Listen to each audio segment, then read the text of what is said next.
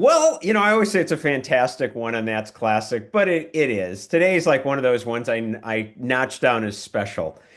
Today we have none other than Butch Patrick and Pat Priest from the Munsters.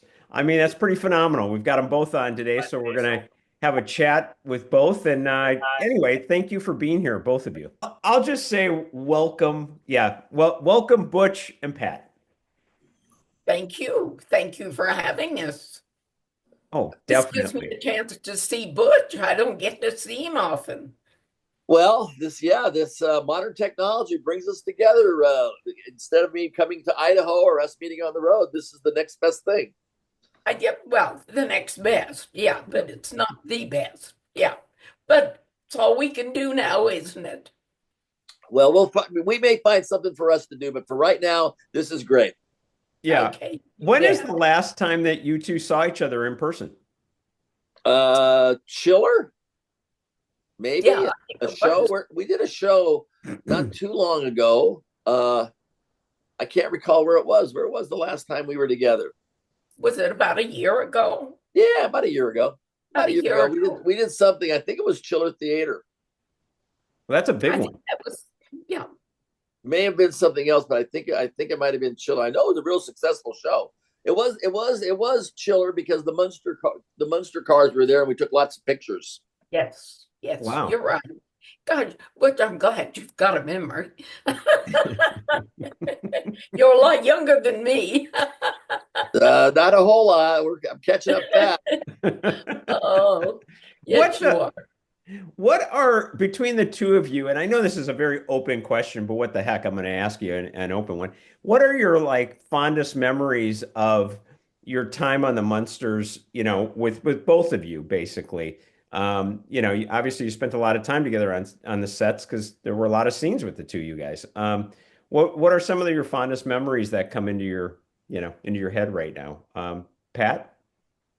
Well, some of my fondest memories are, first of all, I worked with wonderful people, and we became a family personally as well as professionally. There were just the five of us, and it was really great. And I know I loved working with Butch. He was this darling kid and polite, mannerly, fun. But he was really a good kid. But he was in school all the time, so we didn't get a lot of interaction. That's true. And for me, a couple things come to mind. Is number one, I was very, as a young boy would be, model cars and cars in general. We had George Barris supplying us with the Munster coach. So on Monday morning, when we would read the script in the office, I would always be very excited when the Munster coach was going to be included in the episode because two things occurred. Number one, I got to ride in the back, which was like the coolest spot, the coolest car on TV. Oh But yeah. number two, it meant we would be outside because the car was never used inside. So we would get to see the light of day, and from a dark, dingy soundstage, at least we would see the sun at lunchtime.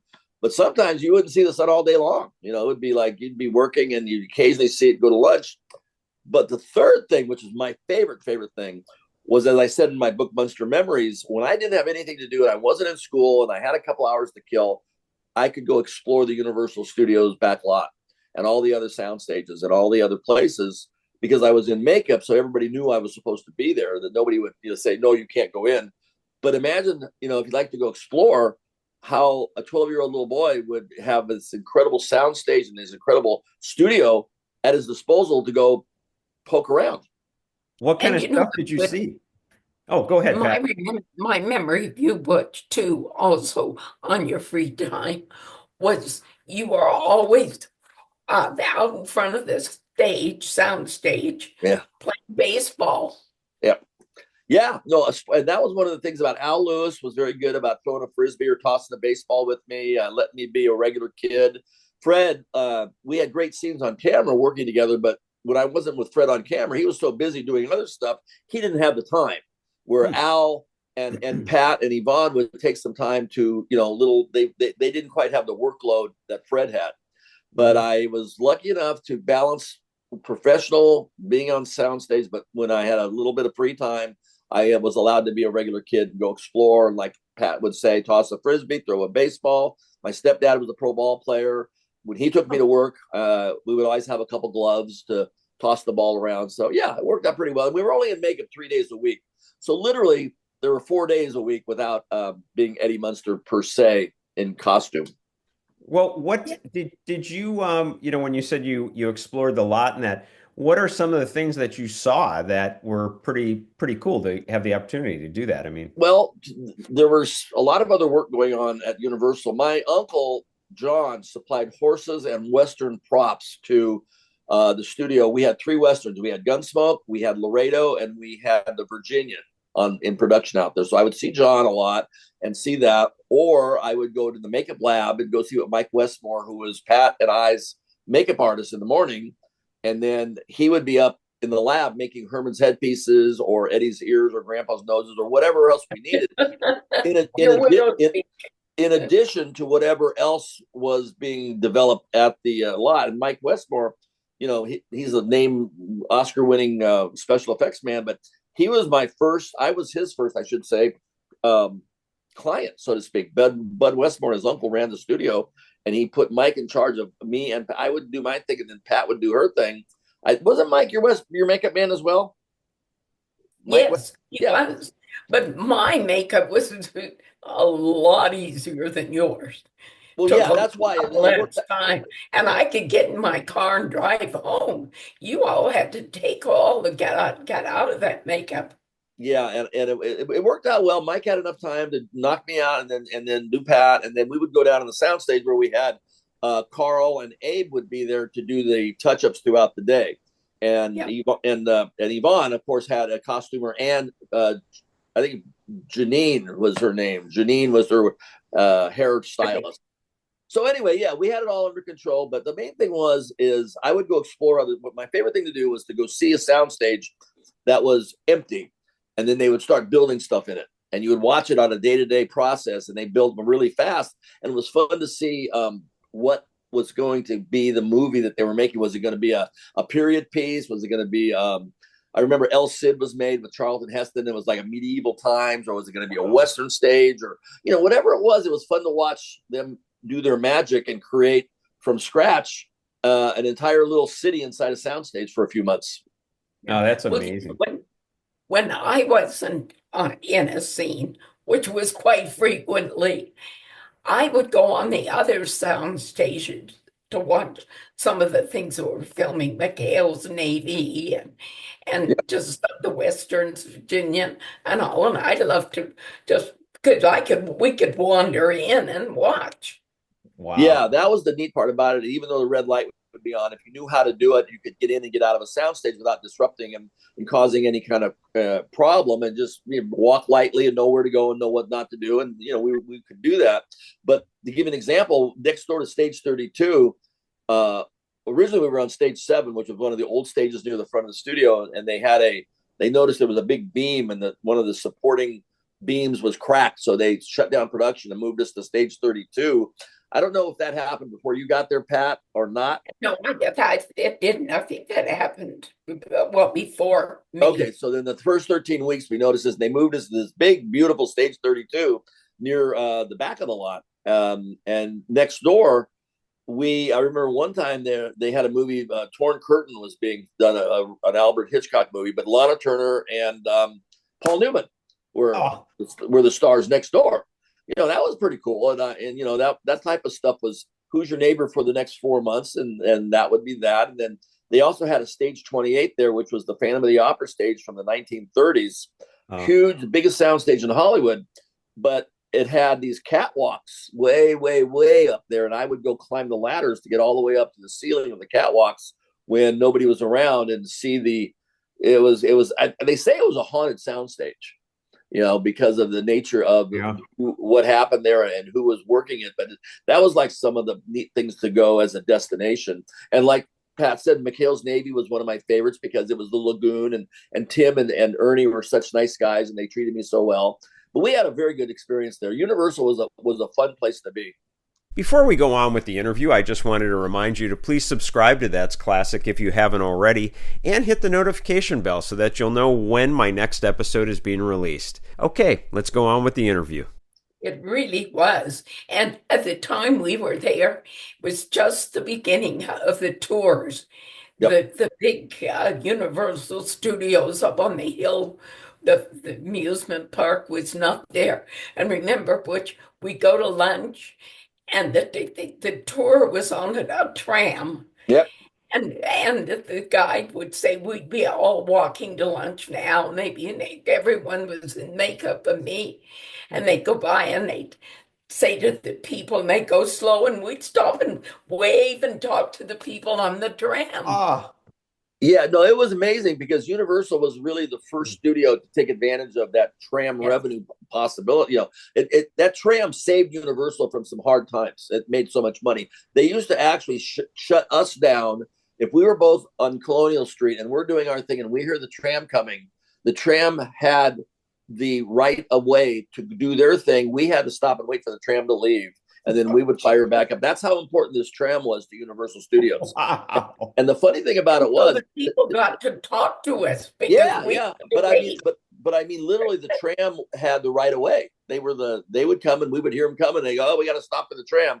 But the interesting thing about that is Universal City Walk, which is a huge, huge, huge top of the hill Disneyland type thing, was started literally by Mike Westmore. Would go up there during lunch with a director's chair, makeup chair, a little soda machine to buy some sodas. The tram would go up to the top.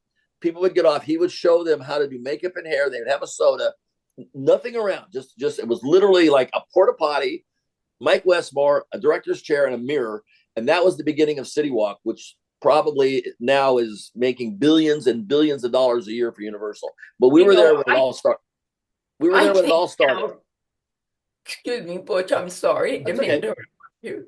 I think now City Walk probably finances a lot of the movies that Universal makes, because it did. It was a huge success, and it all started from that darn tram. Yes. Wow, is that a cool story? So, you know, you mentioned Yvonne DeCarlo earlier, and I was just kind of curious because I've read so much about her, and obviously I've interviewed both of you, and I've gotten a sense.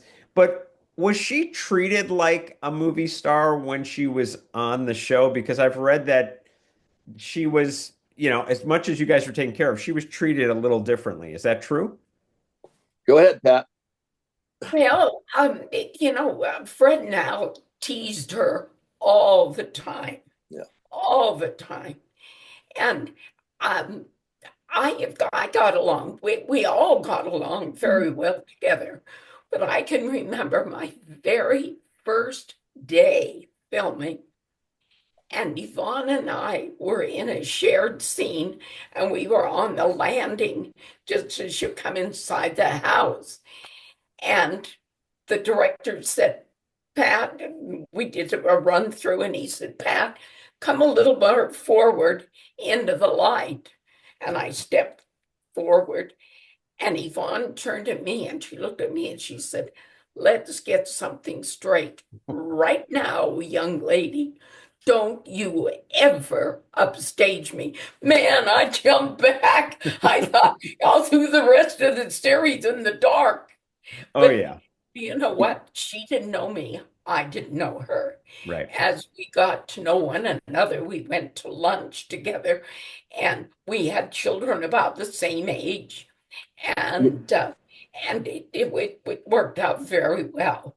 You know, so many times people interviewing us, and early on, they always wanted to find out what, you know, scandal or dislike or that one another that we had for one another, and we didn't. None of us. The thing that I found out, which I got to know Yvonne later in life, but as a kid, you know, she was my mom, TV mom and stuff, and we all got, like Pat said, we all got along well, and I didn't make a whole lot of mistakes, so there wasn't a lot of, you know, retakes because of my messing up. But what happened was the original pilot was another woman named Joan Marshall, and the character name was Phoebe. And then they had another kid as Eddie. And Mhm. Yvonne and I tested together. They'd already hired Yvonne. They wanted her, which, in my opinion, was the magic that made the show successful. Yes, Fred and Al were funny, and yes, they had Mhm. chemistry, but it was Yvonne's matriarch presence against their comedic skills Yeah. that made the Mhm. balance and made it a believable family unit. Mhm. I mean, she was Hollywood royalty. So, like, in reference to what Pat happened to her briefly, back Yvonne came up through the ranks where it was ruthless. Hollywood was a ruthless Yeah. place. Right. And it was very much like I use an example of Joan Crawford and Mommy Dearest when Mhm. they do the scene where they're trying to take Pepsi Cola away from her and Okay. get her out of the boardroom, and she basically says, "Don't fuck with me, boys," and Right. that's kind of the mentality that Yvonne came up through the ranks. So she was a tough broad, Yeah. but she, in my opinion, was the unsung glue, the hero and the glue that they needed to make that show work. Because everybody that has spoken to me over the years, the one thing that always resonates is it was a believable family unit, It was. and that had a lot to do with her. I got you. Was she motherly with you, like, offset? No, Pat had kids my age, and Devon had kids my age. But no, she was okay. I mean, she treated me well, and she was nice, and I looked up to her, and I respected my elders and all that kind of stuff. But I kind of knew that she was I at that time in my life there was TV actors and there were movie actors, and movie stars didn't do TV.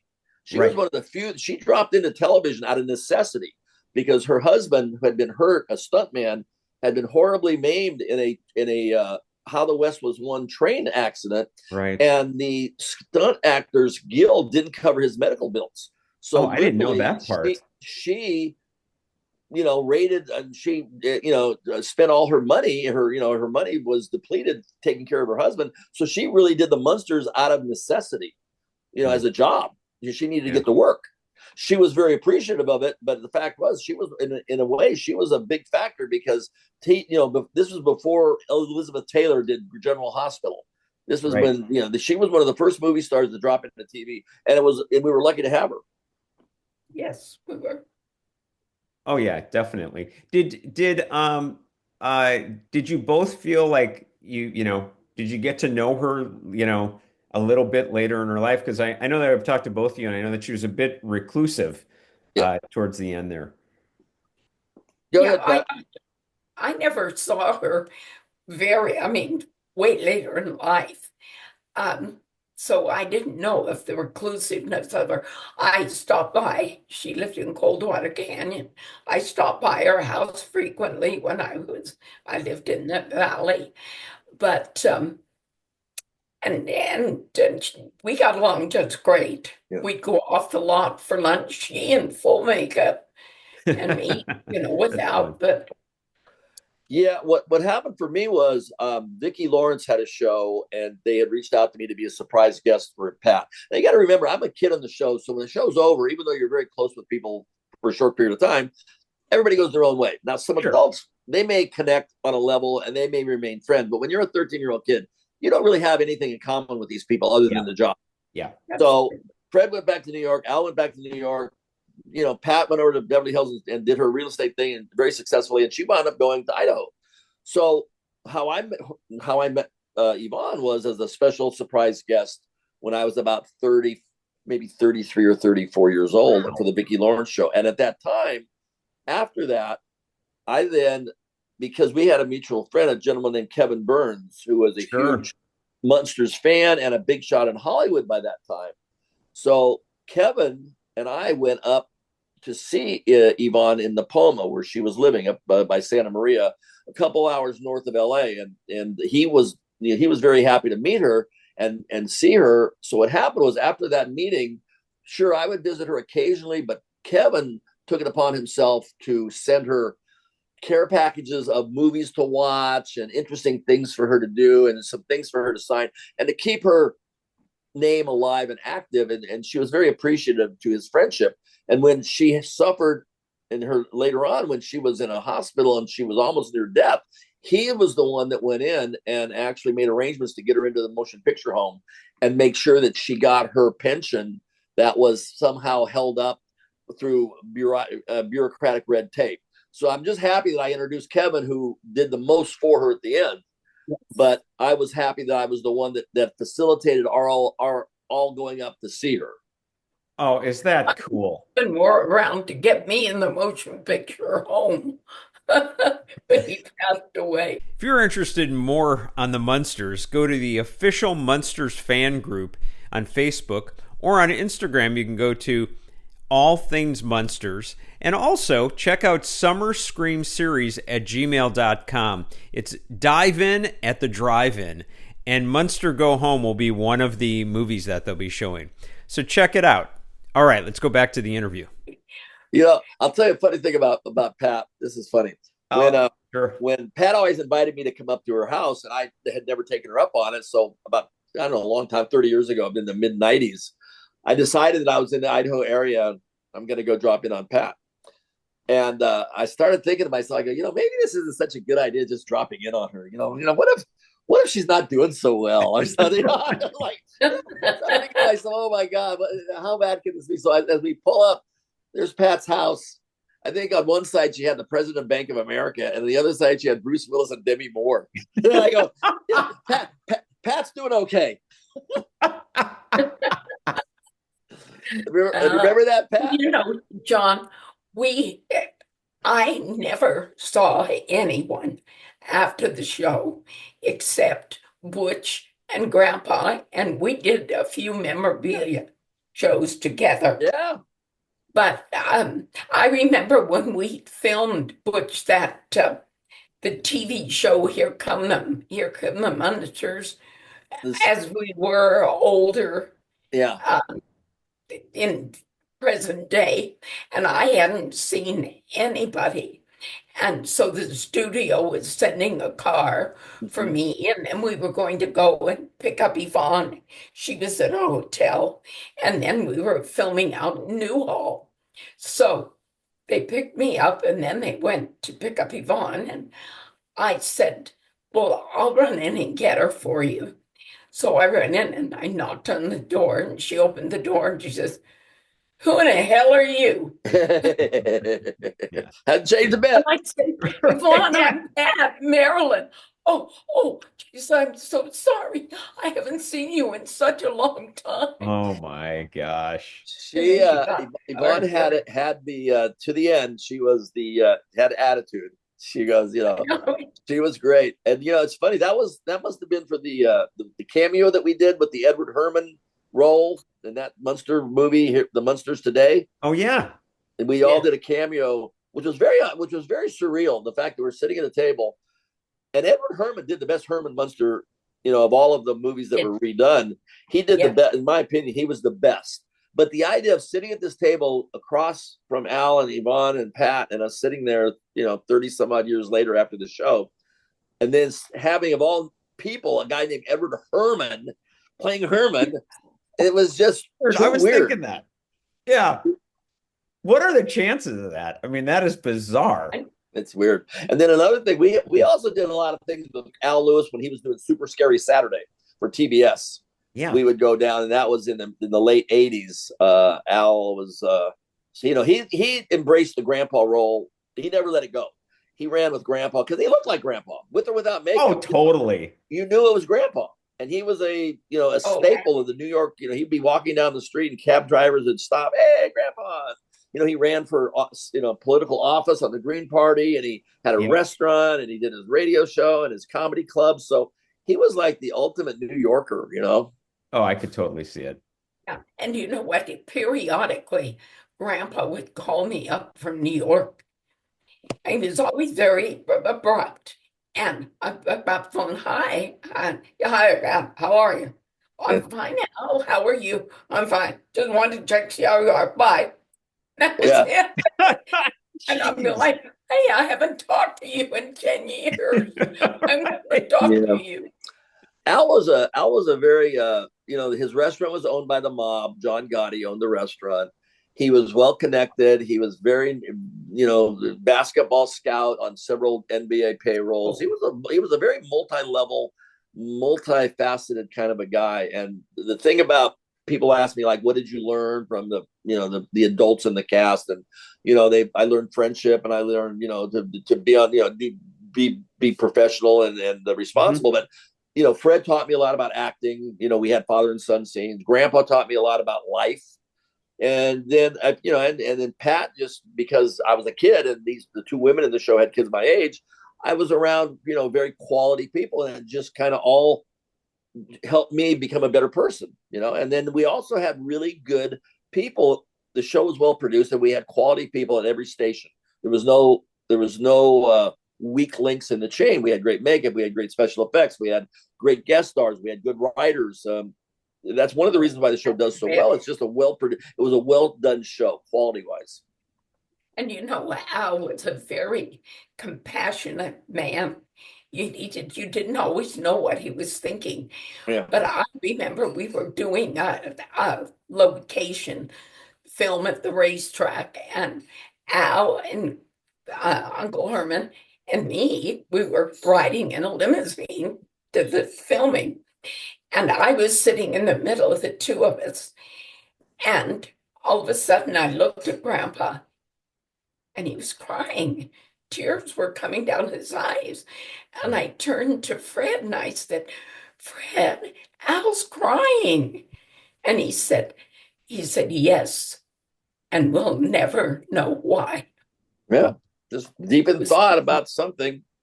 Yeah. He said, we'll never know why. He had, we all, in fact, a lot of people aren't really aware of this, but there was a lot of unfortunate, tragic situations in everybody's personal life.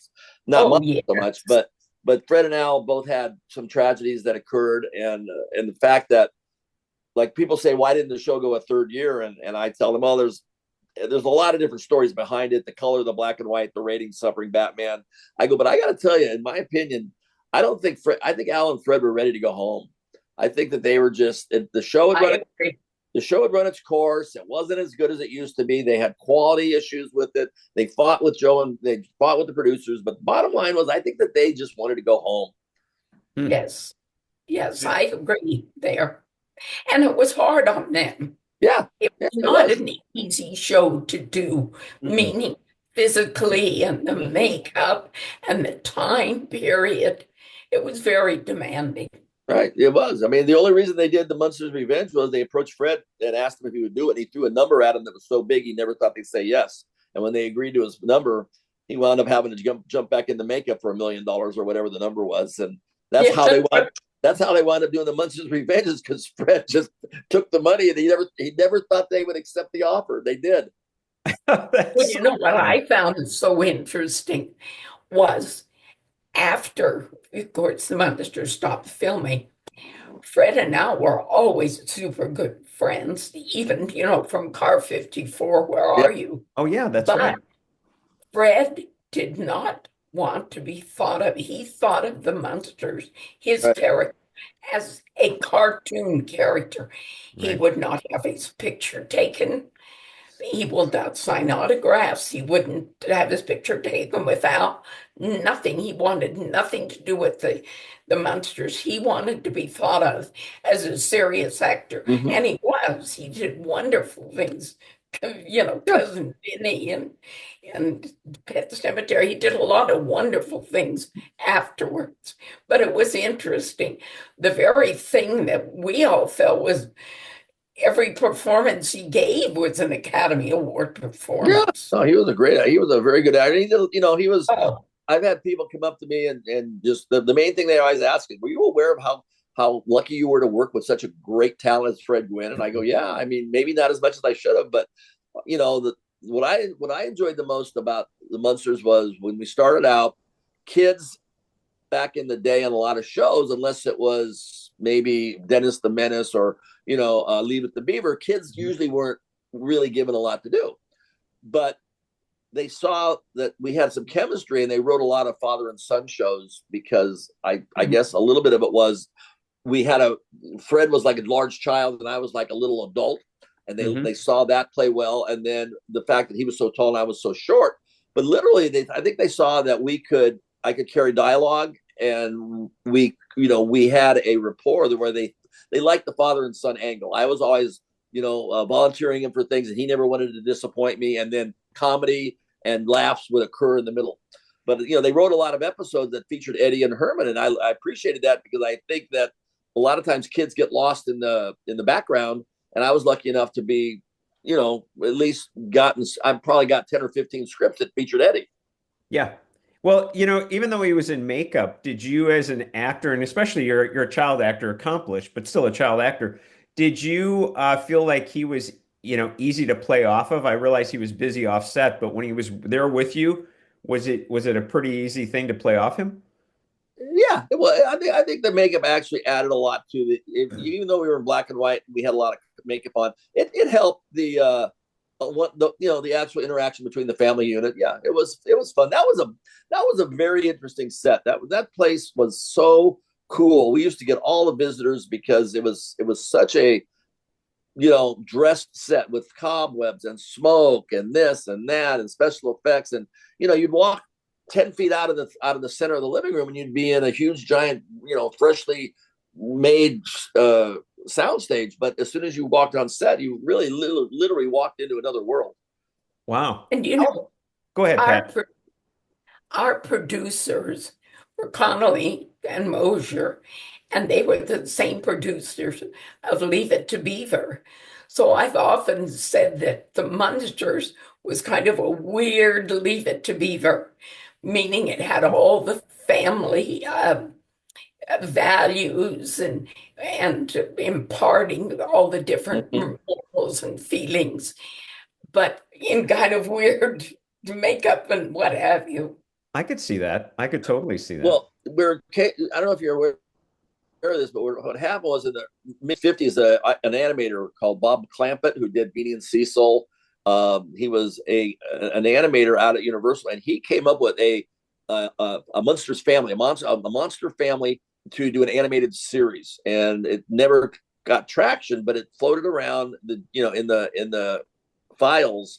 And in the mid-60s, when they decided to do the Munsters, they took the idea from Bob Clampett's animated and applied it to a real life thing. So what they did is they took the Universal monsters, which obviously they were the monster studio, and they had all this great, wonderful, Grandpa's Laboratory was actually from the 1931 Frankenstein movie. So they had great props, and they had this idea. I didn't know that. Yeah, they had this idea from Bob Clampett of an animated thing, and they said, well, instead of going to animated, we're going to take that idea of a lovable family of monsters, and they took the best of both worlds, and like Pat says, added in the very successful Leave It to Beaver family unit kind of scripts that everybody loved, and applied it. And like I used to tell people, it could have been Ward Munster or Herman Cleaver. I mean, they were very interchangeable. Yeah. And then Fred and Al Fred and Al's comedy routines were really, really good. So it was a multi-dimensional show. There was a lot of great shows where Yvonne and Pat went off and did, they opened up a beauty shop, and they had the girls sometimes. And the deal was originally when Beverly was on the show, it was, she was looking for a man, and that carried over a little bit when Pat did. But at the same time, the show had a much different feel originally, because the Marilyn character was I think the Marilyn character was a little bit more in the forefront, and because it was all about her trying to find a boyfriend, and every show showed her coming up to the door, Herman opening the door, the boyfriend diving over the fence and escaping. Right. And then when Bev left, the show became more about the girls doing things and the guys doing things. And it was kind of sad for Pat, because the Marilyn character didn't quite get the attention that it should have gotten, in my opinion. Interesting. That's so interesting. Pat would say, I was lucky to get a line. But you know what? It was very easy to learn your script. I lived down in Thousand Oaks. I was about 45 minutes away from the studio. I had to learn it driving into makeup. I mean, that's, Well, here's another thing. You'd be surprised how many people didn't even know there were two Marilyns. There was such a good transition that Pat stepped into the role seamlessly, and a lot of people never knew there was two. If you want to get in on the fun of That's Classic, go to my merchandise store. You can get a t-shirt, a mug, or a variety of items. The QR code is right here on the screen. That'll take you right to the site, or I'll put it in the description below the video. Have fun, enjoy. Let's go back to the interview. I agree. Not like Darren What on I often said. Right. Not, with not Dick like I Carson. said the reason I got the part was because I fit into her clothes. and you were a real blonde. And yes, and I was a real one. I didn't wear a headband to That's cover right. up. That's right. Oh, Yeah. that's great. Did Yeah. you Pat, what do you recall? Do you remember that episode that he was mentioning with the beauty parlor with you and Yvonne? Yes, and you know what I can remember, which was true way back. For permanence, they had all these little wires hanging down with, clip that they clip onto rollers on your head. You look like an outer space. I remember that we had that in the beauty shop. Yeah, the women became like Yeah.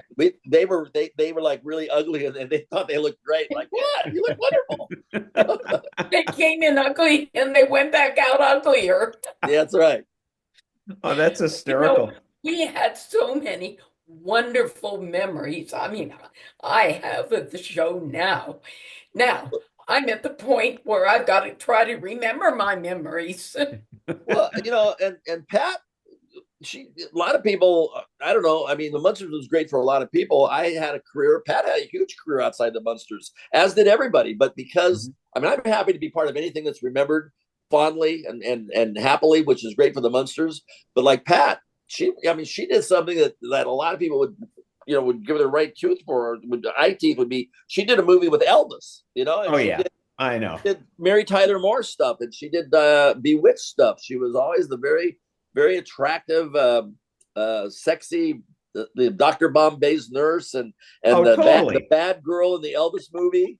Yeah, that's right. That's right. Well, hey, by the way, I'm glad you mentioned that because in the interview with Pat, I'm not sure we talked about the Mary Tyler Moore one because wasn't it, what is I it, played Sue Betty Ann Nevins? White's sister. You were what? I played Betty White's sister That's Yeah. it. from Exactly. Georgia with Yeah. a southern accent. Yes. How was that experience working with that It was cast? wonderful. It was fun for me. She was a delight to work with and very sweet, very nice. And that was the first time I was able to play a whole role with a southern accent. But I'd been living in Virginia for several years, and then you just pick up the speech mannerisms, Oh, and yeah. so it was easy for me. Wow.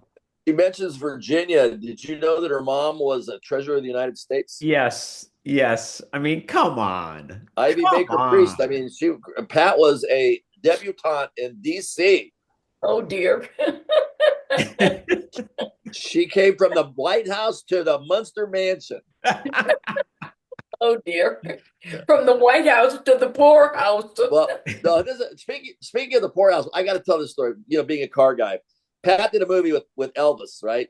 Yep. And she basically was looking for a car, and she wound up buying Elvis's car. Take it from there, Pat, and then I'll finish it off. Okay. We were sitting chatting, and I mentioned I wanted a car, and he said, "What are you thinking about?" And I said, "Oh, I think a Pontiac Grand Prix." And because George Barris was going to customize it for me. Wow. So he said, well, I've got a car, I'll sell you. And I said, oh, Elvis, I couldn't afford any of your cars. But by the way, what is it? And he said, I have a 1967, 66, and this is 67, black Cadillac Eldorado convertible with a black leather interior. I said, oh, Elvis, I couldn't afford anything like that. How much do you want for it? And he said, after $3,000. And I said, sold. Right.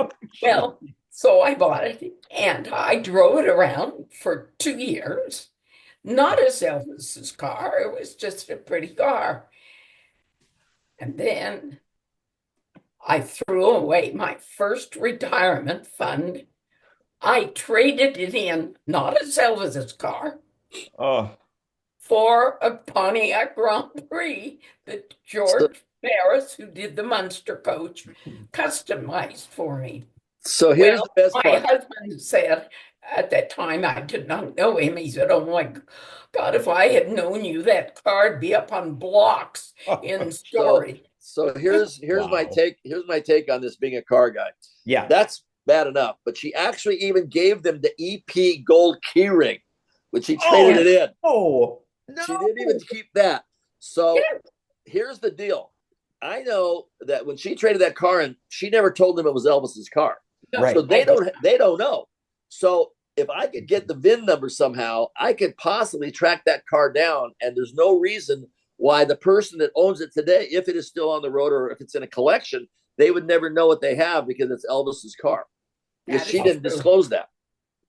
Would that No. be cool? Yeah, but the best part about it was she gave him the EP gold chain. I mean, the gold keychain. Oh, I had no idea about And, that. and you Oh. know what, John? At that time, what the things that we did was a job with us. If we weren't into collecting autographs or scripts, Right. Or shoes. no, anything. We just went to work and we went Yeah. home. The, Well, so I never had anything. tell them the story about the shoes. Oh, you mean Lucy. Lucille Balls? Yeah. Oh, well, Here's her second fortune. yeah, my second fortune. My third one was when we walked off the stage at the Munster. There was a great big trash barrel right by the door as you went up. And after every week filming, I just tossed my scripts in there, Oh, geez. just threw them away. I mean, Yep, me too. you know, and Oh my they gosh. didn't need anything. But the shoes story, I had done several Lucille Ball shows, and my friend was her voice coach, and we were over to her house one day, and she turned to me and says, "What size shoe do you wear?" And I said, "Well, I wear an 8.5 B." And she said, "Oh, well, I got a whole bag of shoes I'm gonna take somewhere by the back door. If you want them, you can have them." And I, Oh "Oh, okay, gosh, come on. great." So I took the whole bag of shoes. Now, one box did say L Ball, and it was a box, and there were shoes in them. I still have that. But there Oh, must have cool. been, I don't know, 10, 15 pairs of shoes. I sold them in the garage sale for $2. Not as Lucille Ball's shoes at all. So that was my second retirement fund. I haven't done too well. John, it's funny. I was the same way. Some people collect things and are very organized and which is fine. I was not that way. What I would do on my scripts, instead of getting two scripts, one to use and one to keep, I would just get one.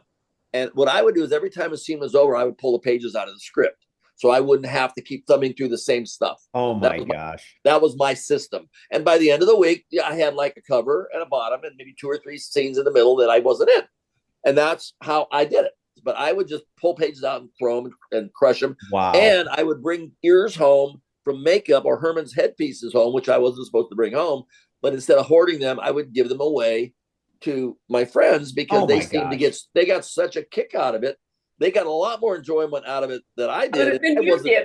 I wasn't thinking at the long haul, So back then, the whole memorabilia marketplace wasn't like it is today. Wow. I wonder if any of them have that stuff that you gave them, by the way. That's crazy. Well, they may. I mean, I had Mickey Mantle's baseball glove. My dad, the pro ball player, Kenny, was Mickey Mantle's roommate before he came to the Angels. And Kenny gave me a Mickey Mantle glove from Mickey Mantle. And I loaned it to a kid at Little League and never got it back. Oh my gosh. Oh my gosh. Oh, geez, that's incredible. Yeah, and I used to have every they break your baseball heart, those stories. in the 60s. I had every team's team ball autographed on a shelf, and when I would run out of my normal baseballs to play with, I would grab one of those off the shelf and use those until they went down the gutter in the street. I was like, I could just kick myself. As everybody has stories like that. Right. Well, maybe not everybody, but John, when I lived, well, I still live in Idaho, but when I lived in Sun Valley, my neighbor was Van Williams, the Green Hornet. Oh, totally. And also next door to him was Adam West Batman. And they were Sorry, always that's going just very out. funny. You know, they were Wow. always going out of the little airport in Haley to do a memorabilia show. Wow. And my husband used to hunt with Van. And so we were good friends, and his wife, Vicky's a very good friend of mine. And so Van would say to me, well, Pat, you should be doing these shows. I said, oh, well, what do I need? What do I need to do? And he said, do you have any pictures? No. Yeah. Do you have any memorabilia? No. Um, do you know Kevin Burns? And I said, yes, I know Kevin Burns. We've known him, Butch, too, since he was like 12 when Wow. he first came on the set. And so he said, well, contact Kevin Burns. He's the largest Munster collector in the world, Wow. and he can help you. So I called him and I said, look, they want me to do a memorabilia show and I don't have anything. And so he said, well, come on down to LA just before your show. I'll get you all set up. So I did, and he had photos of everything, the Munsters. He got me all set up. And then Barbara Luna, who was in South Pacific and many Star Trek and many other things. Yeah. Van hooked me up with her, and she took me to the stationery store to tell me and show me what kind of pens I needed. Wow. So, different era, different times now. Yeah. Yeah. Amazing story, though. What are the chances, by the way, too, that the Green Hornet and Yeah. Batman live next to each other just down Oh, the street? tell him the story about Arnold Schwarzenegger. Oh, my husband and I, we used to, because there was a fair amount of building going on up there, large homes and things. And, we'd go out for a drive and we'd see a home under construction, and we'd love to go through them and look at them and everything. So one day, we're actually the home, which I found out much later, I did not know at the time, was being built for John Larroquette. Oh, wow. And so my husband and I are in there and we're wandering through, and it's like, what are you doing here? And, we're thinking, oh my God, we're in this house, we probably shouldn't even be here. We said, well, we're getting ready to build and we're just looking. Well, this is my house. I don't know what you're doing in here. And it was really stern, and both of us, oh, I'm just so sorry. I'm just so sorry.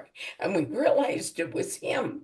I was so sorry. And we were so traumatized. And then he started laughing. It wasn't his house at all. Oh, He was doing the same thing. oh, They funny. were doing the same thing, right? Arnold, I'll be back. I Good love that he did that, Yeah. actually. I love it. I love hearing that. That's awesome.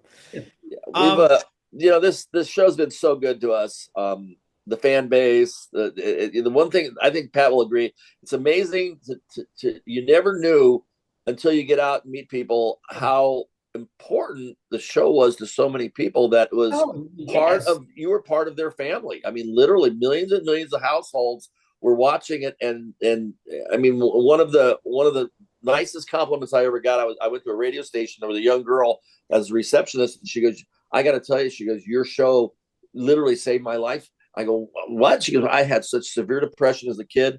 And the only thing, when I had bad days, I would lock myself in my room and watch the Munsters and pretend I was not where I was at. I was with you guys. And little things like that. It's like, we just went to work and did our job. But it's amazing that certain shows, and not a lot of them, but certain shows resonate so well with people. And we were lucky enough to be on one of the shows that, there's not millions, but there have been thousands and thousands of shows that have been produced over the last 60 years. Correct.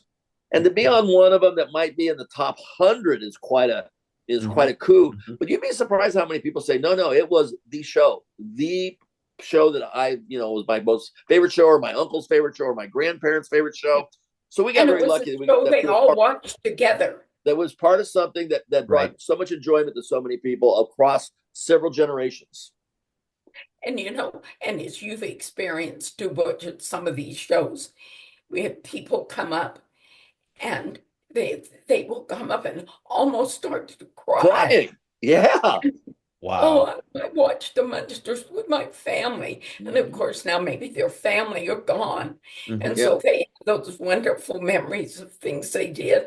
Or a little lady in a wheelchair, and it makes you want to cry because of how important my book is, the book is in their lives. Yeah, I mean, the book is called Munster Memories, and it literally it wrote itself. All I had to do was listen to the stories and put them on paper and interview a few people that were involved with the show and a couple collectors, and poof, you have an interesting book that's featuring the memories of what the show meant to people. It's crazy. Oh yeah, no, I get it. I mean, I do. Obviously I've interviewed a lot of people, but I will tell you that, your show is one of those shows that it just goes on and on and on, and it still brings people right back. And it's clean, it's funny, it's family, it's just it is, and it's unique. I mean, it really is. Well, it was done on film, and my favorite show of all time was Twilight Zone, but it had a lot of the same techniques of camera angles and lighting. And it was a good cinematography. The fact that it was done on film, the fact that it was shot like a little mini monster movie, the quality and the texture that you would get lends itself to just a quality-driven show with a lot of talent behind it. I would agree. By the way, there were a couple episodes that were in my head. There was one where Herman, I think it's called like Bustin Bronco. Yeah. And he's at a rodeo. Yeah. You guys are actually, you're in the stands together. You're with Yvonne. What were you guys actually looking at? Nothing. Cameraman. Really? A bevy of cameras and the cameraman. Oh my gosh! There's a funny, as you mentioned, I'm going to jump to another show, My Three Sons, which I did episodes. But Fred McMurray was a very powerful guy in Hollywood, and the only way he would do the series was if they shot all his scenes at once. Yeah. So they would have like 39 episodes, and he would come in for about a month and a half and shoot every scene for every episode. So when I would go over there and do my Ernie's best friend thing, we would see a ladder with Fred's face on it, up here, because he was a pretty tall guy. So there's Fred McMurray for you. If you're not in the scene with him, and that's fine. I worked with him a couple times, but a lot of times I went over there, and that's who you're looking at right there. Wow. So that's like Jackie Gleason and Lucille Ball. Certain people had, such power that they could write their own ticket and get, ownership of the show and merchandise and this and that. But the rest of us had to sort of sit and just take what they gave us, which was the 10 rerun clause. Which is still, I mean, I was happy that, it wasn't what it was back then. We kind of paved the way for a lot of people to benefit from it, but I've never had a problem. I always look at the longevity as my residual nest. Yeah, exactly. Because those are the people that come to the shows. They remember, because we have been on the air 60 years. Yep. And I know I'm getting fan, as you are too, Butch, a lot of fan mail from Europe now. Sure. Wow. It's very it's really amazing when you think about, I mean, the Munsters, but a lot of other shows as well. But the period of pop culture, the 60s decade, it's the best. For some reason is just off the hook, popular and resonating. Writers, everything. Toys and the music, even the music, the Munsters came out in 64, the Beatles came out in 64. That window in the mid 60s was just an incredible, amazing period to be around anything. Really creative. What about for you, Butch? I imagine by the way, it's known as maybe one of the favorites of fans is that Herman, the rookie, or he's the Dodgers. He's with the Dodgers. Yeah. Were you able to meet like Leo DeRocher and the guys at that time? Because you were a big baseball guy. Right. My stepdad, the ball player, actually played the catcher in that role. And he said, no, not me, Leo. I'm going back to the minors. Kenny was a good looking guy and had a lot of charisma, but that was his one and only acting part. Wow. Yeah. And Leo DeRocher was actually the manager of the Cubs, and Kenny was a Cub at that time.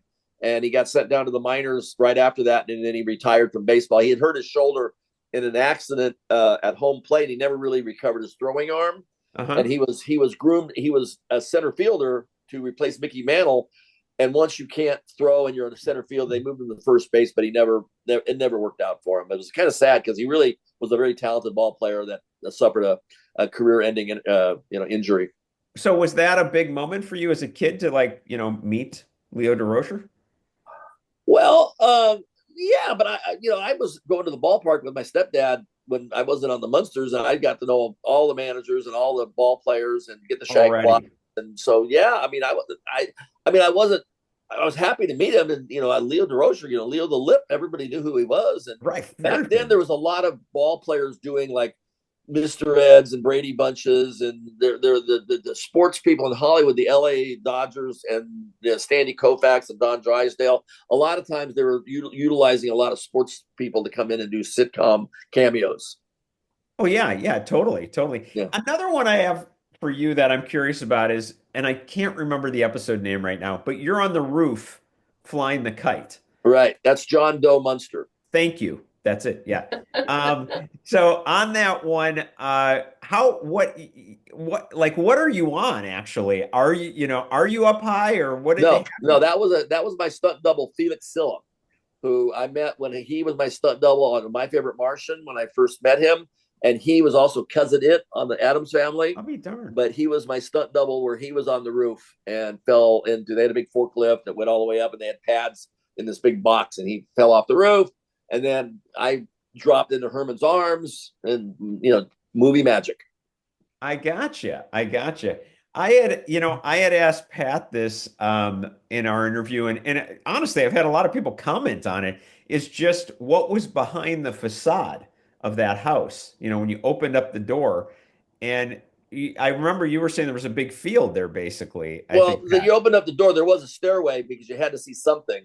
But once the doors opened, just to the width of the stairway, there was nothing behind there except walls and just 2x4s holding up, basically the outside of the house. And we did have a backyard. I mean, there was kind of a backyard there, but nothing. It was just a big shell. Gotcha. Did God, I was just thinking of something with Pat. Just went totally out of my head. Oh, I know what I wanted to ask you. Just with that. Exactly. I'm losing it. No. Your outfits and what you guys were wearing, all of that stuff. I know you said you brought home the mask. Did you take anything home with you at all? Either one of you? No, I Western costume took my suits. They were used. The Universal didn't have a wardrobe department per se, so Western costume did the Eddie Munster suits. The only thing I got out of the Munsters was 6 years later. I was out doing an Ironside, and Eddie Keyes was our prop man on the Munsters. And at the time he was our prop man, he must have been 85 years old. Wow. He was a very old guy. Yeah. So when he came up to me 6 years later, and he had a restaurant across the street of the front gate of Universal called The Key, and I could not believe he was still alive. I mean, I was so happy to see him. Yeah. I was shocked. I go, Eddie Keyes, my God, you're alive. And he says, I got something for you, and I want you to put this in the trunk of your car. I've been saving this. And he had kept Wolf for me. Oh, the dog. That's very valuable. Oh, yes. Yeah, but it was so amazing that he was, number one, that he had the doll, number two, that he was alive, and number three, that he came out to see me on Ironside. What a good guy. Yeah, he was. There's a good example. We had really good people. Eddie was wonderful. Swede, the costumer, was wonderful. Our makeup people were wonderful. Our special effects. Zimmy? Huh? Zimmy, who was the assistant director for the Beaver. We had our two special effects guy, Chuck and Davey, both went on to work for Spielberg and Lucas, respectively. They were like really, really, really good at what they did, and we caught them early in their careers. Yes. Wow. We were kind of the beginning of special effects, and they were really to where they are now. They were really very amateur. Yeah. But that was the front runner of all your special effects. Yeah, we had old school special effects that worked very well. A couple of ones that I'm curious about. Igor the Bat. How was that? When you see Igor going around, was that literally like fish line or what was that? they had a little motor like a small windshield wiper motor that would go up and down and up and down and up and down to move his bat wings, and he was on like fish line. Yeah. Oh, I'll be darned. And then Well, Eddie, what I listened to me calling him Eddie. But you remember several people have called me and asked me about Spot. Right. Oh, what is Spot under the steps? And of course, I said Spot was two light bulbs and a tail. You never saw fully Spot. You saw when the stairs went up, you Right. saw the light bulb eyes Right. showing through the dark, and then you always saw the tail going around the corner in the house. yeah. Right. There was a whole Spot. They had a head from it was called The Lost World, which was a 1953 movie where Spot was basically pieces of this prehistoric dinosaur that they had made, and they regurgitated him, and then even though there was a head, all you really ever saw was his eyes and his flames and the teeth, Yeah. and the tail. Yeah. When the flames came out, by the way, I mean, were you ever there when it like came out? Was it actually like, really Yeah, it was hot. hot? It singed me Yeah. when I was sitting on the banister. It singed me pretty good, but What? yeah. What do you mean it singed you? Like your eyebrows or something? No, like actually my hand. But I had my long little Eddie Munster coat on. So yeah, no, it was back then. It was like there were like moments of getting thrown through the ceiling on wires, and they'd be throwing stuff down on you. It was all balsa wood and stuff, but it was still dirt and dust and bits and pieces of stuff. And one time I got a big eye full of dirt when I was in a pit out by the garage, and I was supposedly I got caught looking in the garage when they were building the Dragula, and I was in this pit, and somebody walked up and kicked dirt in my eye. And I remember the good thing about it is I didn't have to do homework that night because my eye was all washed out with, so that was the good news. After they rinsed my eye, they cut me some slack, and Miss Petrie said I was off the hook for homework. Go ahead, Pat. See, there were some. I'm gonna have to call it a day here pretty soon, guys. Okay. All right. Why don't we give it you got 5 minutes? Yes. Okay, go ahead, Pat, please. No, I was just going to say, when what you're telling all these things, there were some perks for me for having a few lines. I didn't get involved in all that. You stayed away from that. I got you. Right. All right. So now, when I go out and do the memorabilia shows, and my photos are all lined out on the table. And of course, naturally, they're not of me now today because I'm Right. old. Sure. But in the young girl, and you'll get some little kid, 10, 12, come up and he'll look down at the pictures and he'll look up at you. And then he'll look back down. He'll look up and he'll say, "Is that you?" Oh And my I'll go, gosh. "Yes, that's me." "Well, you don't look like her." That's a And I say, kid. "Okay, well, would you believe that I'm Marilyn's grandma?"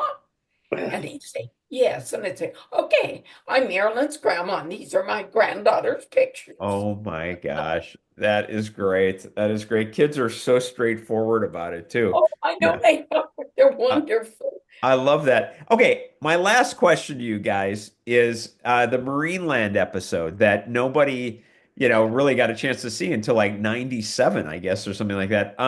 Do you have any recollection of that? Any memories? I saw it recently, actually. Was it like were the crowds really excited to see you guys, or what was that? What was that like? Pat, you want to start that one? Well, all I remember, I had the ugliest bathing suit I think I've ever seen. It was like back in the 30s. I don't know where they dug that up. And the bathing suit that I have pictures of in front of the Munster car, Marilyn could never wear that kind of bathing suit ever. Oh, But wow. because, it was a leopard suit, and Right. Marilyn's bathing suit was like shorts and a little top. But that I remember, and I do remember I had a wetsuit Oh, wow. to Wow. go in the water with the The dolphins. animals? Yeah. Yeah, Butch, any recollection of that? Yeah, basically, I lived in a city called Gardena, which is down in an area called South Bay. So I used to drive quite a distance to get to Universal Studios every morning. And both two times during the Munsters, the Lions drag strip scene when we did the Hot Rod Herman episode was about 5 miles away from my house, which was great because we didn't have to go all the way. They put the makeup on me there, so I didn't have to go all the way to the studio, which was nice. And the Marineland Carnival, which Marineland was the original theme park for ocean, whales and this and dolphins. Yeah. But I liked it because one of my favorite shows as a kid was Sea Hunt with Lloyd Bridges as the scuba man, and that's where they shot that. Oh, I didn't know they shot that up there. I was very familiar with Marineland because we lived down there and we went there a lot because it was close. Yeah. So back in the day, in the 60s, Palos Verdes, where that was located, was still kind of an undeveloped area. It hadn't really gotten saturated with the $1 trillion homes and all the views. Right. It was still a reasonably, and the reason it was so slow to develop, because if you lived up in Marineland, if you lived up in Palos Verdes, it took you to get to downtown LA. It was like a half an hour to come down the hill, then another half an hour to get to the freeway, then another half an hour to get to work. So nobody wanted to live that far away. Yeah. And so I liked it because number one, I knew of Marineland, and number two, it was close to home. Was the crowd for real pretty responsive to see you guys? Well, there was, if I remember correctly, we weren't actually filming with a live. I think we were filming on shutdown days. I don't believe that it was open. I don't believe it was open to the public during the day. What they did is we did all our stuff, and then they just took B-roll crowd shots and fixed it in post, so to speak, added it in. I'm pretty sure when we were there, it was closed. Oh, interesting. You don't pick that up, I have to admit, when you watch it. I believe that was the case, right, Pat? Yes, absolutely. Yes. Wow. Well, listen, I want to be respectful of your time, so I'll let you go, Butch. And Pat, I don't know, do you want to talk for a few more minutes? Oh, well, if whatever you want. Yes. You guys chat a little bit. I'm going to go. Pat, wonderful seeing you. Good to see you, honey. Cheers. Thank you so much for setting this up. Oh. And he's like, yeah, whatever. Hey, Butch, really appreciate you. Great to see you. Okay, bye. All right. See you, Butch. Bye. Okay, gotta go. Okay, all right. So Pat, why don't we talk for a couple? Why not? I mean, why not? We haven't had a chance to talk in a while anyway. So I was curious, we were talking earlier about the Mary Tyler Moore episode. So did you get to work with Betty White, and did you also get to work with Mary? Almost always with Betty White, because I played her sister. Right. And I'd come into town and she was a little jealous of me coming in and going to the studio and the whole thing. Yeah. Betty White, she always has had this image of just sweet, She really was. As far as the other people, it is very typical because our show was the same way. When you weren't working, you were in your dressing room, or you weren't chatting with everyone. Right. Mary Tyler Moore was filmed with a 3-camera show and is filmed in front of a live audience. So it was a little bit different than our filming was more like a movie thing, movie film. Did you have a preference? Did you like having the live audience there with you? No, I like to have a live audience because, you flubbed up, you say, oh, I flubbed up, and they say, cut, and then we do it again, and we do it again. Although they did do that live, but not much. I got you.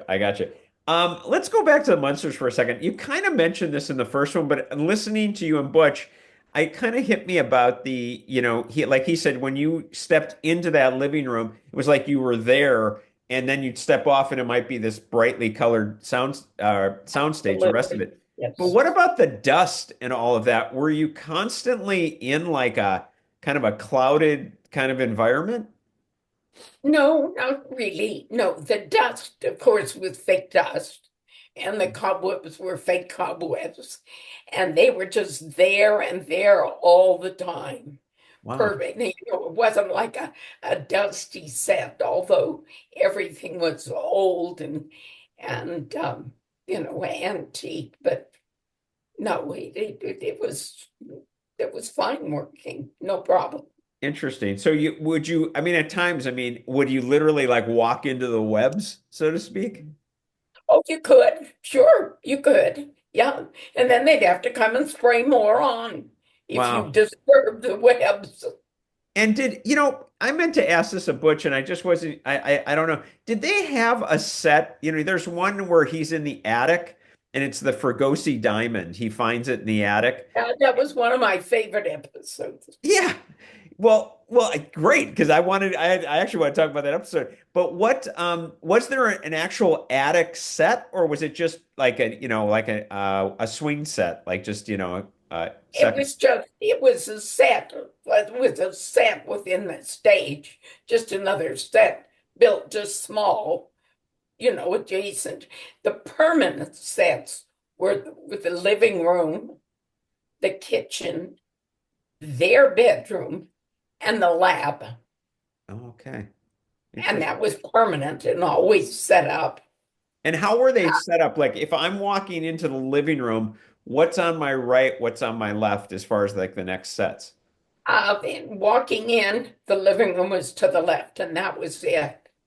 One set was the entry hall, the coffin phone in the Yeah, coffin in the wall, yeah. and spot and the staircase.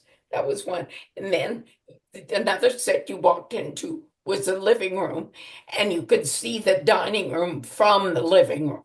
Oh, cool. That was another one. And then another set was the kitchen Hmm. and the whole kitchen. You didn't look out on anything. That was a set. And then the other set that was permanent. In fact, the other set was on another sound stage, was Grandpa's lab.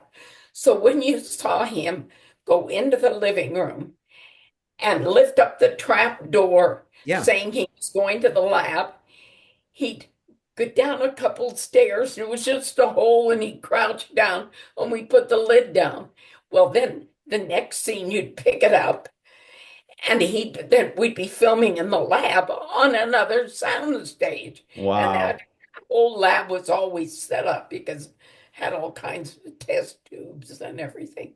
I was shocked when Butch just said that that was part of the Frankenstein set. I had no idea about that. How cool You is know that? what? That's the first time I heard that. I had no idea. Yeah, that's like really incredible, but it makes sense because it was Sure Universal. it does, I because get it. Universal was, thought of the Universal monsters. They were Yeah. kind of the they started that genre, and most of Oh, those films were filmed there. oh, big time. Well, let's talk a little bit about before we talk about Fregosi, the phone booth, I did have a question on that. Did the phone booth like actually pull out like that, or was that like a prop man turning it out so that you could get Uh, in? it was the prop man behind there turning it, but Okay. yeah, it wasn't automated. No, Okay, because it looked really cool. Okay, so the Fregosi diamond. Yeah, I am kind of curious about that. Emerald for Ghost the Emerald. Emerald, thank you. I don't know why I said diamond. Yeah. What did Gosh, you it do? would have been far more valuable. Yeah, what about, I wish we had it right now. Oh, amen. Yeah, who knows what Of course, that's worth? I may have given that away or sold it, and that may have been another retirement fund. Right, exactly. What are your recollections of that episode? What did you enjoy about it? Um, oh boy, that's kind of hard remembering. I remember I had more than two lines. Yeah, That I yeah. remember. And I remember the boyfriend and oh boy, that's about It's it. okay. Just the fact that you enjoyed it. You're talking 60 years ago. So now I'm an old lady. You look great. What the Fregosi Emerald itself, did it actually look cool? Because obviously, it's hard to tell from that, but Oh, did it was a big fake ring that they'd made in the prop department. I don't know, probably beer bottle glass or something Oh, green. funny. Oh my gosh. Yeah, that's a good one. I mean, there were another one that I was curious about.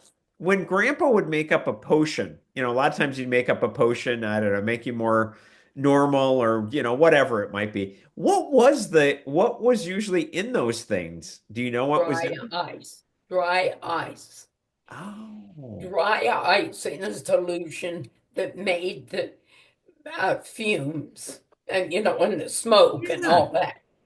And the interesting thing, I mean, we were one of the first shows with all these special effects. Yeah. Yeah. And I remember when they talked about filming the show that the one we'd have to do special effects, that was a very expensive budget. And I can remember them saying, oh, the budget for this show will be $80,000 because of That, the special effects. that's a Now, I lot. mean, one special effect would be $80,000 now on a Star Trek or Yeah. something. Yeah. But But still, when you think, and that's a lot so of we money didn't then. have a lot of special effects because it was very expensive. Wow, I'll be darned. Jeez, that's interesting. What We've come a long way, haven't we? we have come a long way. We were talking earlier about Fred Gwynne and possibly that's one of the reasons that he wanted to leave. But one of the other things that I had read too is that he was having some medical issues because he was losing so much weight from the actual costume. Oh, well, yes. That costuming, all of that inside that made him, appear so big and Yeah. was all foam rubber that was, maybe 6 inches thick. Oof. And so, we'd work on those sound stages that they weren't air conditioned and Right. it was hot. And I just have recollections of Fred when he wasn't in a scene having the jacket off and his makeup guy with a hair dryer, Wow. on cool, putting it down the foam to try and cool him off. Oh my gosh. Yeah, because if you And think yeah, about and that, he lost a lot of weight that way. But he died from pancreatic cancer, and I think that came on several years after, oh many yeah, years, yeah. But I mean, and if you that wasn't was 6 inches, surprised. yeah, 6 inches of rubber though. I mean, he must have been sweating like Oh, crazy. I mean, absolutely. He would when he finally take off the big rubber padding and all that. I mean, he had a t-shirt under it, and it was sopping wet. oh my gosh. And Yeah. and they had to constantly keep blotting his makeup because the makeup was very greasy, hard on the skin, patting the makeup, and because he Mhm. began to perspire, and then he'd perspire underneath the headpiece, and then it would lift. His forehead would begin to lift, and Wow. so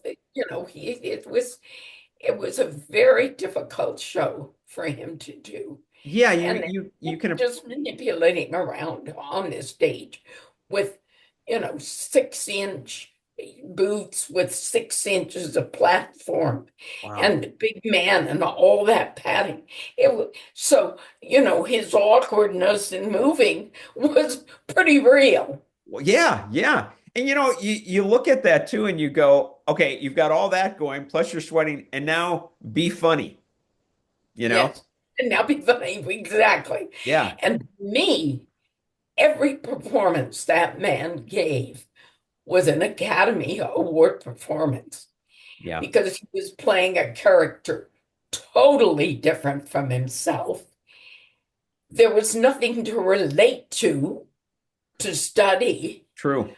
He created that character, and to me, it was brilliant. But of course, Fred, and as they had many people knew, Fred went to Harvard, and Fred was probably pretty close to a genius. Yeah. In many fields, he played the guitar and often did. When he wasn't in a scene, he'd be sitting off in a corner playing his guitar. He wrote and illustrated children's books. Oh. Wonderful. He was a wonderful illustrator. He had worked for an advertising agency and got his start on Broadway. And he was in Stud, and I think it was Starlight 17. Wow. Wow. Because of his size and kind of his unusual look. Yeah. So interesting. Gosh, that's so interesting. It really is. It shows you how dynamic. Well, I feel very blessed to have been able to work with Fred and Yvonne and Grandpa and Butch, and just feel very blessed to have experienced those things in my life. Oh yeah. I asked this of Butch earlier about playing off of Fred, but you did have your moments where, you weren't just with Yvonne, but you were with Fred in some scenes. Did you feel that? Did you feel he was pretty easy to play off of? Oh, absolutely. He was very easy. Fred and Al and I, almost every time we were filming, we'd go to lunch together in the commissary. Yeah, yeah. All sitting around booth. And of course, they were in makeup, and I was in makeup too, but it was normal. Right, like makeup. regular. Yeah. And we'd go in and sit down and order lunch and eat. And, people would see us and on the lot or something, they, ooh, how do you sit there and eat with them? Ooh, looking. But, and I'd say, it all goes to show. It doesn't matter what someone looks like. It doesn't matter what color they are, green or whatever, gray. Whatever. Yeah. It doesn't matter how they look. I didn't see any of that. Right.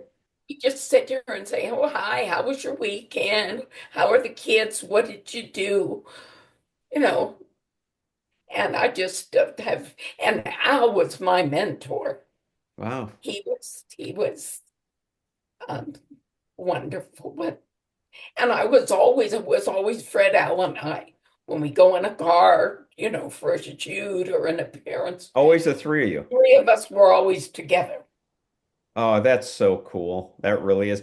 Could you tell that the two of them had a very special bond since their time without before? a doubt. Absolutely. They played off one another beautifully.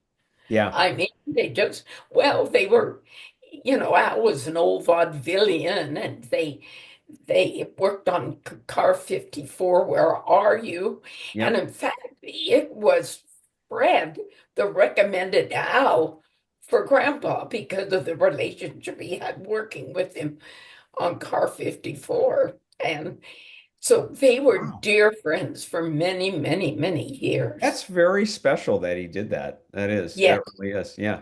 What, by the way, we never had any fights or arguments on her set, ever, or disagreements. Wow. We just didn't.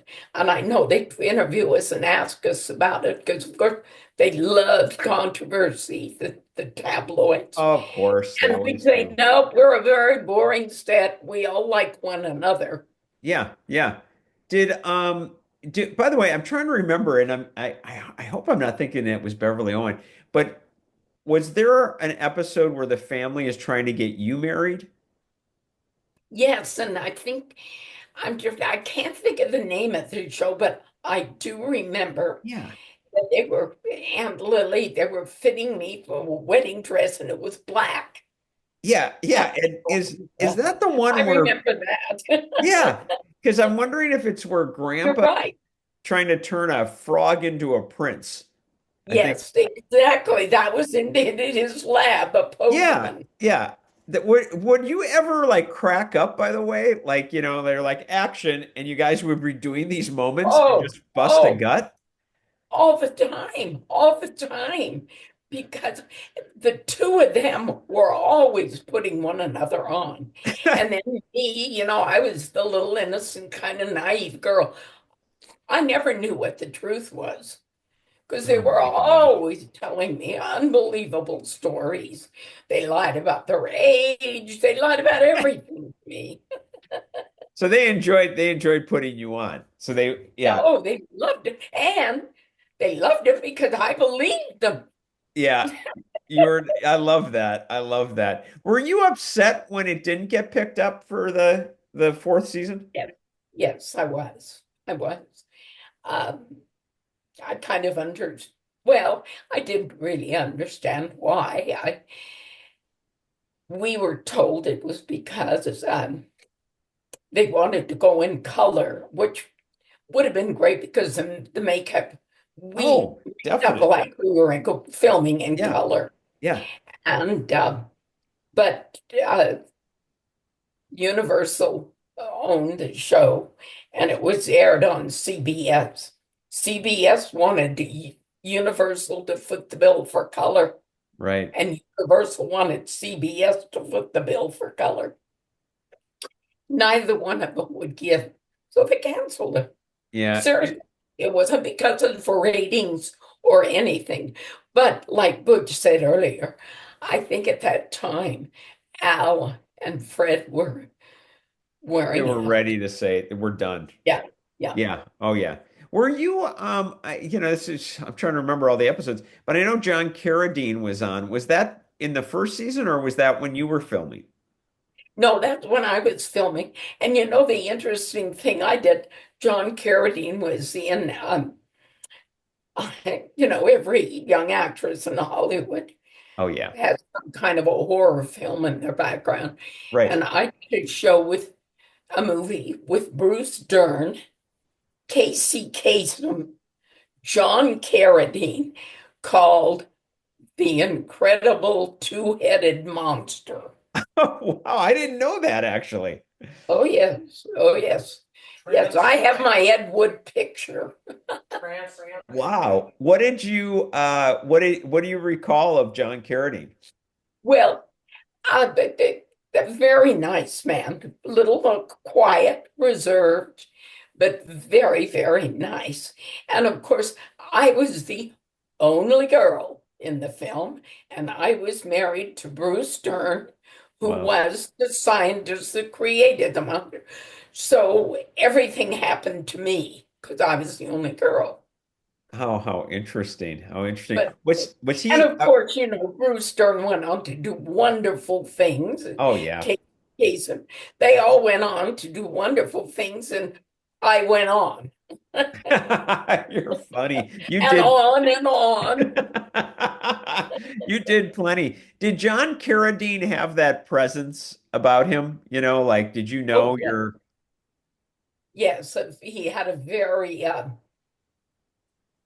almost royal British kind of, yeah. yes. Yes, he did. He did.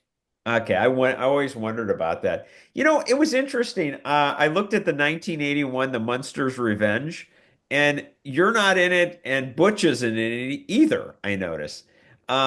What do you feel like you have any idea except was it purely budget or what the heck were they thinking? I don't know. It was the same thing with the Munster Go Home movie. I Yeah. was in on that. And I remember the day they came down, not the producers, one of the assistants came down and told me I was not going to be doing the movie.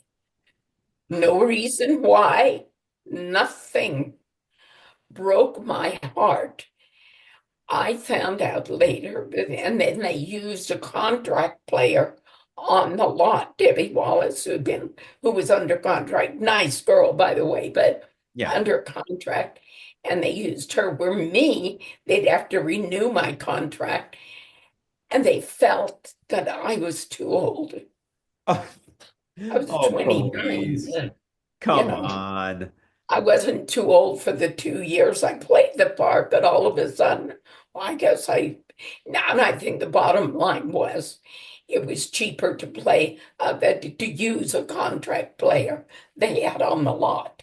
Yeah, I think that's what it was too. And that's what it was. Yeah. Butch had mentioned the Monster Coach. I noticed that there was another car that was used too. It was like a 1937 Cadillac V8, like a formal sedan. Do you remember that at all? I don't remember that. I remember the Munster coach, and I remember the Dragula, which was Yeah. Grandpa's car, the coffin. Yeah. I remember Eddie's bicycle, and that was about it for Yeah, I got you. transportation. It's so funny. I was out with my parents I originally grew up in Milwaukee, and I was out with my parents at Universal. I don't know, shortly after the show might have ended, somewhere in there. And I remember as a kid being at Universal and they had Dragula out there. And I remember standing in front of it looking at that. And I just was like, I can't believe they created that. Like it just looked so real, you know? Well, George Barris created that also, Wow. as well as the Munster coach. What a genius. I mean, what a Yeah. genius. Jeez. I mean, Um, and he did Batmobile too. And he and his wife became very good friends of mine. oh Uh, wow. while we were filming and afterwards for several years. Oh, that's pretty cool. That's pretty cool. One of the things that's been asked many times, people write into me is, did you ever meet Beverly Owen? Never. Gotcha. I never did. I signed the contract on a Friday and started to work on Monday. She Oh, left that weekend to go back to New York. Never, and she never did memorabilia shows. She never signed autographs. I never, ever saw her, met her, even talked to her. And I would love to have done that simply because we shared the same experience and it would have been nice, to have known her. it would have been awesome. It would have been an amazing, Yes, experience to talk about. Yeah. it would have been. Yeah. She has passed away. Yeah. I know. I know. Believe me, I looked at that. I was like, oh, what a shame. I know, we've all got that to look I forward know, to. I know, I know. I understand. I get you. What was I going to ask you? Oh, you know what? I was curious about this. Your mom, was she alive at the time you were doing Munsters? She was. And what was would be interesting is one day she came on the set, and I have a lot of photos of Mother and I on the stage, on the set, That's neat. and she watched and everything, and then loved it, absolutely loved it. It was always, I don't know if she was more proud of me. I think I was more proud of her, but it was a wonderful experience. Yes, the whole time I did the Munsters. It must have been kind of a neat moment for your mom to come on and you're like one of the stars of this show. I mean, that's kind of not that, the Elvis stuff, everything's great. I mean, you did some incredible stuff, but you're the star of this television series. That had to be kind of neat that, she could spend the day with you there. Yes, yes. But my mother was the kind of person, and I remember her telling me when I was this little pudgy, pigtailed, freckle-faced girl, telling me that I could do anything I wanted to do. I just had to set my mind to it. And as a child growing up, I was never allowed to say the word can't. Wow. Began, I can remember her saying, can't is a slugger, too easy to try. Wow. And so it's a little girl, I go, I don't Oh, think I'm going to geez. be able to do it. Oh my gosh. Wow.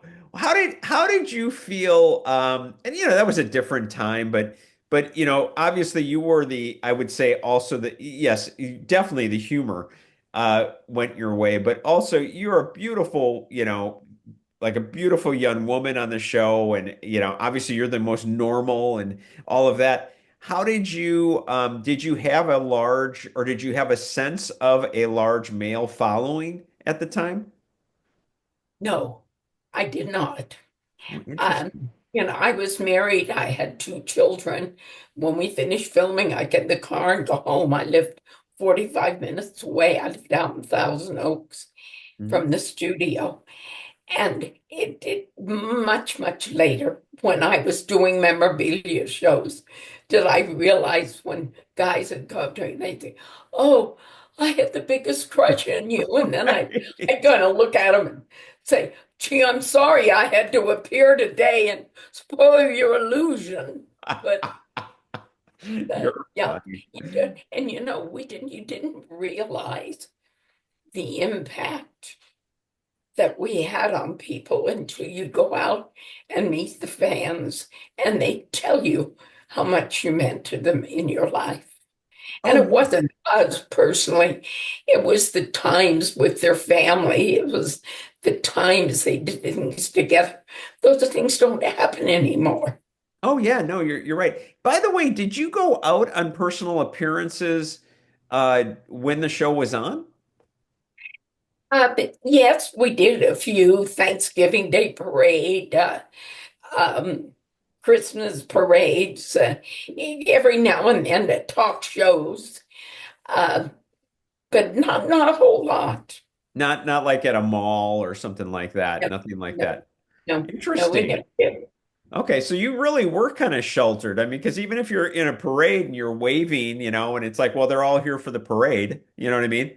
But Mm, I guess maybe you guys didn't even realize how popular maybe you were even at that moment. no, I don't think any of us did. No, Wow. I didn't realize it until the show was over and I was out doing memorabilia shows and talking with the fans, and then finding out, had no idea. Interesting. Did you ever feel any competition or any feeling with the Addams family? Because that was going on at the same time. It was. And that was going on at the same time. And I didn't know anything. Cass met them many years later at memorabilia shows. We did shows together. Oh, And cool. I knew Lynn Loring. It was Uh-huh. Wednesday. And after the shows, we'd always go out for lobster. We'd get a cab and go try to find out where we could get some lobster. But I Oh, can remember when we all, both, well, Butch and I and Grandpa, and then the Addams family did a show, memorabilia show. And at the time, the network, we were on Nickelodeon then, and they were having a marathon, the Munsters versus the Addams Family. And we won. And so their table was about three or four tables down from us. And I'd be looking over at them and go, we won. But we were friends. They were lovely people. that's so cool that you all went out to eat together. Did people even Yeah. realize who was sitting at the table? We'd be out in Little Big, I mean, speaking, one of the places we went out, Butler, Pennsylvania, that now has significance. Yes, But it I does. remember we did a Yeah. show there and went out for Wow. trying Wow. to find lobster, and Yeah, but we did. lobster and butler. Nice. That's so great though that you came together. I love hearing that. That's pretty neat. Well, Pat, listen, thanks for staying a little extra. I just I love seeing you. Oh, You and I don't get to see each well, other that John, much. I So. always enjoy talking with you, and it was good to think Butch again. I'm not doing the memorabilia shows now. I am going to Graceland in August, Elvis's birthday. They've invited me down, and that will be. Wow. I haven't done anything in about almost 2 years.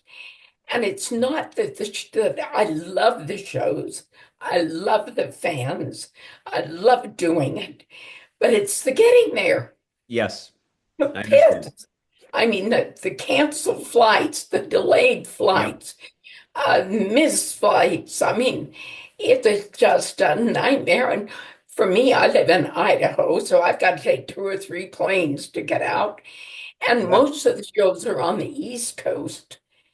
Yep. And so it's just an all-day thing, and I'd have to take an extra day just to make sure I'd get there before it was canceled, before Yeah. something Yeah. happened if we had a canceled flight. So I'm almost 89 now, and so I figure, well, there's got to be some point in time when I uh, have to say adios. I have to give it up. Yeah, However, I totally respect that. I agree with you. No, the flights are totally insane right now.